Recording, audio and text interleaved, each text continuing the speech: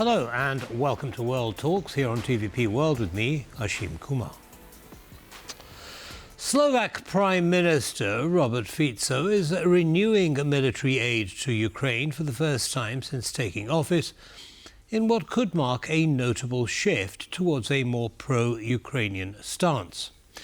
To discuss the implications for Slovakia's foreign policy and regional ties, we're joined by Tomáš Strážay. He's Director, Slovak Foreign Policy Association. Mr. Straje, thank you very much for taking the time to join us and welcome. Thank you.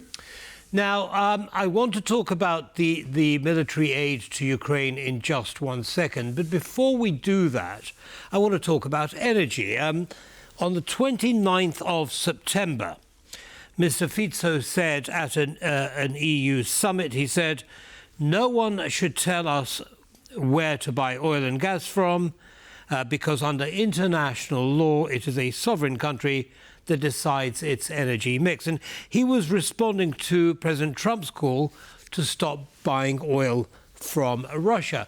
Now he's signed a deal with the United States to build the largest nuclear power reactor in the country. A big change in a very short time. What's going on? Well, I would say that the government and the Prime Minister have to realize, and perhaps already realized, that it's not possible to continue dependencies on Russia's gas and oil and also nuclear fuel. So I think that the signing of an agreement with the Westinghouse company already shows that shift. By the way, it's not only about the building of the new plant, but also about engaging this American company in delivery of the fuel for existing plants, power plants, nuclear power plants here in Slovakia, which have been depending on Russian fuel up to this moment. So yes, I think that it is already the awareness. There is already the awareness that there are no other ways than to actually look for alternative supplies in all those energy supplies that have been mentioned. Yes, but I mean, the war, the full-scale invasion of Ukraine started, 3 years ago? Slovakia's approach was not in this vein, but suddenly over the space of less than a month, it has changed. What happened to bring about this shift in this short period of time when, Slovakia has had so long in which to prepare for it, the shift in energy sources? There was a great interest of the current government to continue the supplies from Russia, particularly when it comes to gas and oil, because the transition of gas brought significant revenues to the Slovak budget. Slovakia was an important transition country for Russian gas. And since 1st January of this year, of 2025, the situation changed dramatically because Ukrainians decided, and Ukraine decided, to cut these gas supplies. So Slovakia found itself in a completely new situation. It needs to use alternative route via the South Corridor to deliver Russian gas.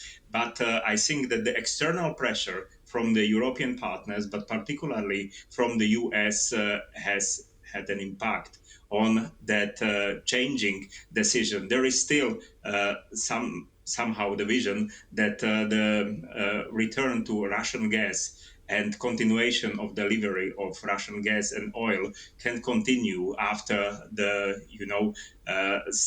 end of the war between Russia and Ukraine. But I think that the Prime Minister himself is pragmatic enough to realize that it is not going to happen in the short term period. So in order to maintain the country, the economy running, there is the need to look for alternatives. And I think that these alternative sources are being considered, despite the thing that this would be more costly for Slovakia and perhaps also for Hungary to a certain extent, because these are the two countries that are still very much depending on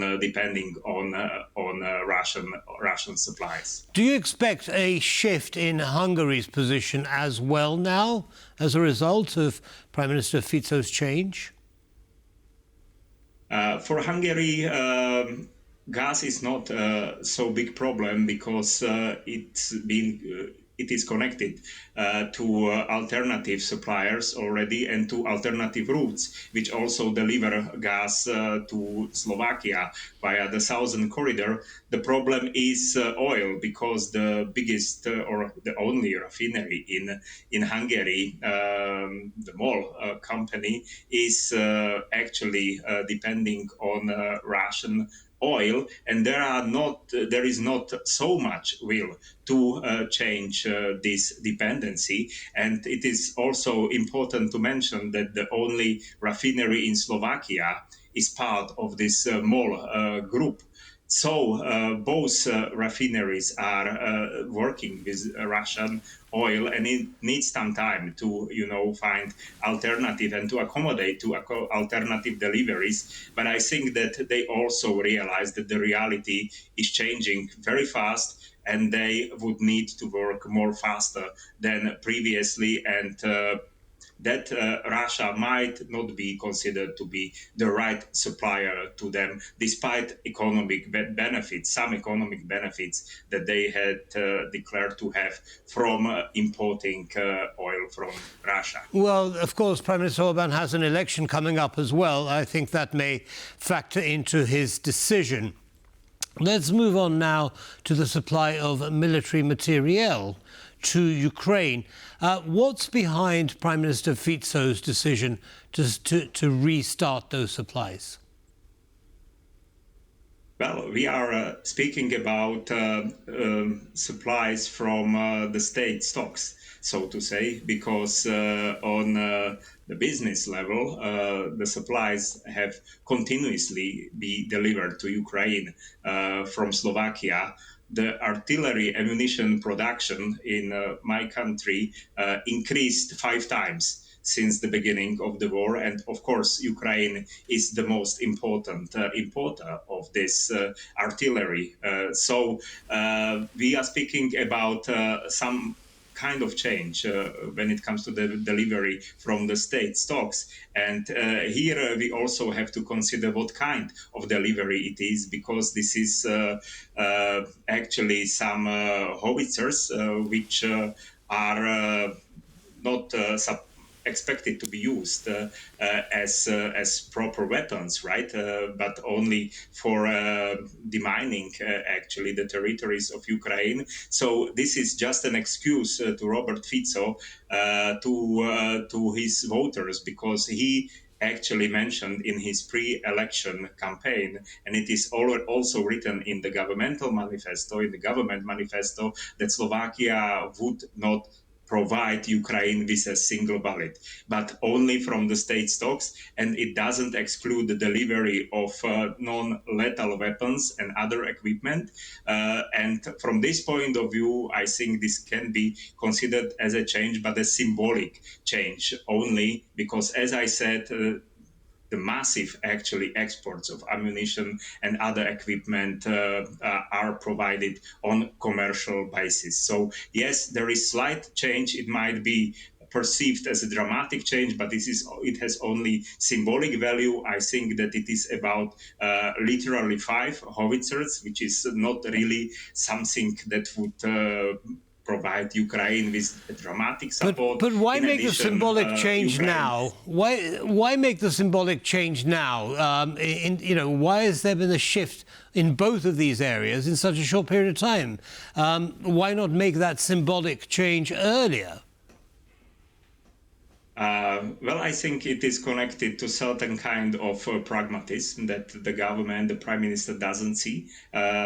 any other option than to actually change the suppliers and to somehow use the opportunity and support Ukraine. By the way, next week on the 17th of October, another intergovernmental meeting of the Slovak and Ukrainian government is going to take place in eastern Slovakia with the participation of both prime ministers. So I think that the Minister of Defense who visited Kyiv and who announced this 13 package of the state aid to Ukraine is part of this meeting, and it is considered to be as a showing goodwill on the side of Slovakia, but only from a symbolic perspective, I think, because it might perhaps open some windows of opportunity for cooperation between Slovakia and Ukraine in military and defense industry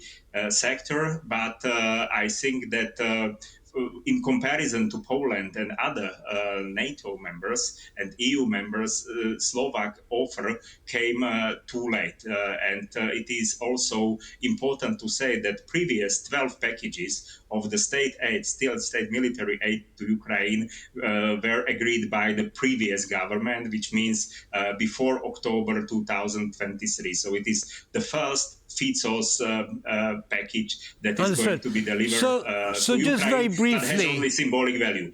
Very briefly, how do you think this change is going to be perceived in Moscow?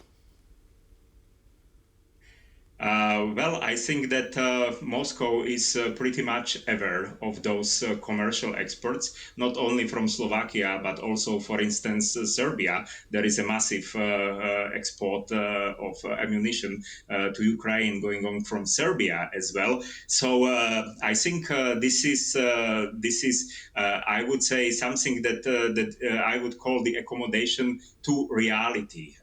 And of course, this step needs to be explained to the voters who expect something different, because Fico's party became much more dependent on those voters who hold pro-Russian sentiments, who hold actually anti-system view, and so on and so forth.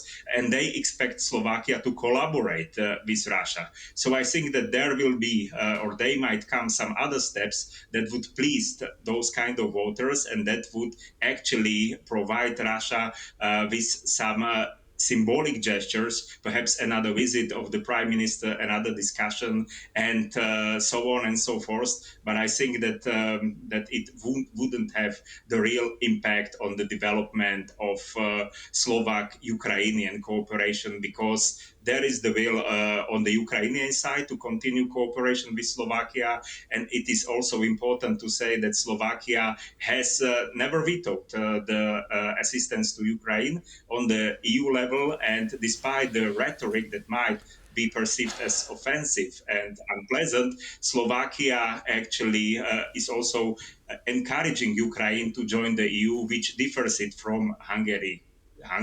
And Understood.